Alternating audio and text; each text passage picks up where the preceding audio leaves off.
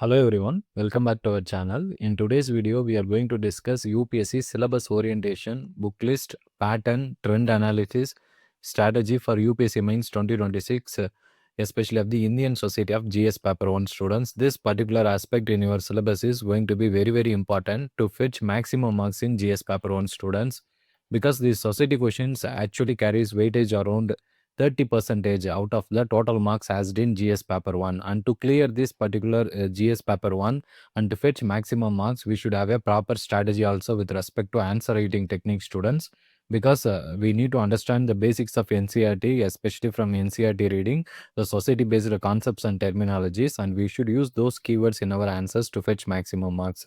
So to do all that, we will step by step guide you what are the book list you should refer and how you can improve value addition and present your answer writing technique. So let's go into today's video, students. Let's go into the syllabus component of Indian Society in GS paper 1, salient features of Indian society, diversity of India. For this, there is a NCERT book, students, called Indian Society, which covers completely of this aspect of the syllabus. Then coming to the role of women's and women's organization, population and associated issues, poverty and developmental issues, urbanization, their problems and remedies. So overall, for this aspect of the syllabus, students, we can refer selectively, for women's organization and women's movement related issues and all in NCERTs, and population basics has been covered in NCERTs, and urbanization as also basics is given in NCERT reading, students. And coming to effects of globalization on Indian society, here we should try to correlate the various concepts and application aspects of society whenever we are writing this particular answer in the UPSC mains examination. So we need to connect the various social institutions and social change and cultural change which are happening in Indian society. Further, the NCERT reading of the books where chapters on globalization will help you, students.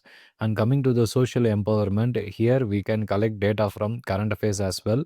And coming to communalism, regionalism, and secularism, these are available in your basic NCERTs only. So overall, for this component of the syllabus, maximum weightage can be given to the basic NCERT reading, and selective value addition we need to do, students.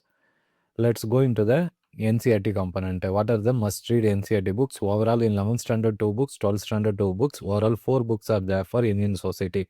And coming to the 11th standard, introducing sociology, this particular NCERT students, we can read selectively the chapter number 2 to understand the terms in society and to understand the meaning of social institutions, and then we can selectively add culture and socialization, where the concept of socialization can be read and understood in a very good manner. So these three chapters can be selectively read from this 11th standard NCERT, introducing sociology. While coming to the 11th standard, understanding society NCERT students, here we can selectively read first chapter to understand what is the meaning of social structure and stratification. Second chapter to understand the meaning of social change, students. Remaining chapters is optional, don't need to read completely. Then coming to the 12th standard Indian society, this NCERT is going to be completely important for our UPSC mains Indian society component. So try to read these, students. Here, this particular aspect of the syllabus, salient features of Indian society and diversity of India, has also been covered in cultural diversity topics. So try to have a reading of this particular NCERT in very good manner and try to make notes out of it also, students. Then coming to the social change and development in India, this 12th standard NCERT can be selectively read, especially chapters on structural change, cultural change, constitution and social change. Remaining chapters we need to read in a good manner to have a complete hold on the syllabus, because globalization is mentioned in our syllabus, and then social movements, the women's related issues are discussed, then changes in rural and our industrial society, we need to have a look at it. So overall, this book is going to be completely important, but only selective reading can be done for the first 3 chapters while reading this NCERT, students. So overall, NCERT is going to complete maximum part of our syllabus. Only you need to do value addition, and value addition we will separately cover it up, and there is no need for referring any standard textbooks for society component, students. Kindly remember it, NCERT will do most of the job of syllabus coverage. Only for effective answer writing practice we need value addition notes, that I will discuss at the end of this video.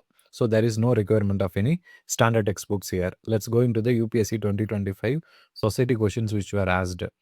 Number 1, how does smart city in India address the issue of urban poverty and distributive justice? So this is a question which has been asked on urbanization topic, students, and there was also one more topic on poverty. So they have linked both of these concepts and they have presented the topic with respect to the context of India.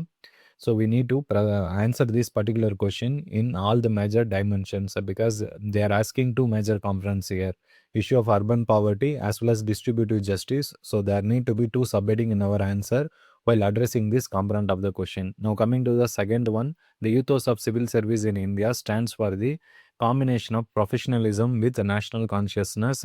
So this also can be presented in a good manner with the basic understanding of polity and society students. And coming to, do you think that globalization results in only an aggressive consumer culture? Justify your answer. For this, in NCERT, there is a broader concepts like localization and globalization has been discussed to students. We can use those examples and we have to justify whatever we are conveying in this particular question, students, whether globalization is leading to aggressive consumer behavior or not. So whatever stand you are taking, you should justify it with the help of various data, diagrams and case studies to support your framework or justification point, students, to fetch maximum mark. Fourth question, how do you account for the growing fast food industries given there are increased health concerns in modern society? Illustrate your answers with the Indian experience. So again, while illustrating this particular fast food industries of India, we can use diagram, we can use data, we can use examples to support our answer. So these are much required for this question, students. Fifth question, achieving sustainable growth with emphasis on environmental protection could come into conflict with people's needs in a country like India. So they are asking us to comment. In comment, we can take three stands, students. Either you can support the whatever statement they have given, or you can take a against a stand, or you can take a balanced opinion. So in that way, you can present your answer. Coming to the sixth question, does tribal development in India centers around two axes, those of displacement and rehabilitation? This is available in your basic NCERT, but you need to present your answers by quoting various experts because there's experts also will add to your opinion while presenting your answer. So in this way, you need to present your society-based answers, students. Let's go into the pattern of society with respect to marks and number of questions. Overall, in society, we can expect averagely 6 questions, students. Maximum number of questions is they have asked up to 8 questions, that too in recently only in 2024 examination of mains. Other than that, the minimum number of questions which you can expect is 4, which has been asked in 3 major years. But other than that, averagely you can expect 6 questions for the coming 2026 mains examination from society component, and you can expect 75 to 80 marks from that aspect for Indian society in GS paper 1. Let's now focus on the trend analysis. With respect to trend analysis, the focus is shifting from social problem to social impact of economic and technological changes. So in this aspect, economy and technological aspect, we need to link it with society while reading the NCERTs, and we read to collect notes from various value addition notes also, students, from UPSC toppers notes and other contemporary examples from current affairs magazines we need to add for these technological changes and impact. And the 2025 trend shows that the questions have become more specific, like fast growing industries, smart cities, role and all.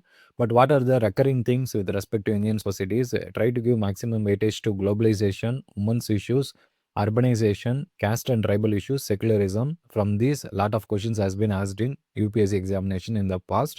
So try to collect minimum 10 key points for all these repeated themes, and try to collect various examples also, and try to like revise that notes in a effective manner, students. Let's now focus on the strategy for UPSC Mains 2026. First is foundation building through NCERTs, especially to NCERT, Indian Society and Social Change and Development. Both of 12th standard, they are going to play a very huge role in your syllabus. So try to cover it and try to separately prepare the various society-based terminologies, because for getting more marks in society answers, you need to use society-based terminologies like Sanskritization, localization, patriarchy.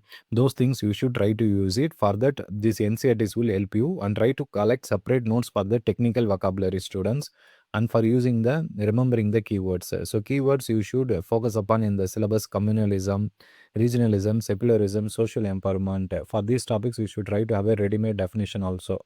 With respect to value addition, try to have data and reports collecting or reporting a national family health survey data 5, then periodical labor force survey, census 2011 on migration data. All this can be quoted in urbanization related topics and all, and poverty topics and women's issues. Coming to case studies, try to use real life examples, such as Lijipat Papad for women's entrepreneurship, and for example of indoors waste management for urbanization remedies.